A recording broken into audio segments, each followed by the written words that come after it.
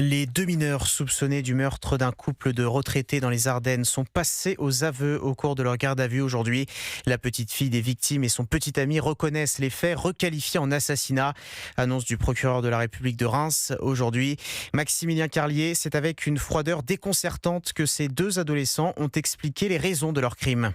Oui, effectivement, absence totale d'émotion en garde à vue, hormis quelques pleurs. La jeune fille voulait tuer ses grands-parents depuis une quinzaine de jours car il s'opposait à sa relation avec son petit ami.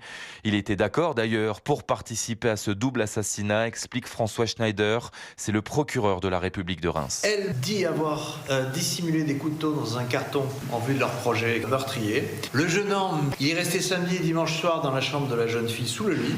Puis il a passé la nuit dans la chambre avec la jeune fille. C'est en montant le lendemain matin dans la chambre de sa petite fille que la grand-mère la surprend avec son petit copain de 16 ans. La jeune fille aurait poignardé sa grand-mère à 2 reprises. Le grand-père, alerté par les cris, est arrivé et cette fois c'est le jeune homme qui lui a porté un coup de couteau. Après s'être acharné sur les deux victimes, les adolescents cachent les corps dans la cave sous un amas d'objets. Ils dérobent ensuite l'argent des grands-parents et vont s'acheter 3 smartphones haut de gamme.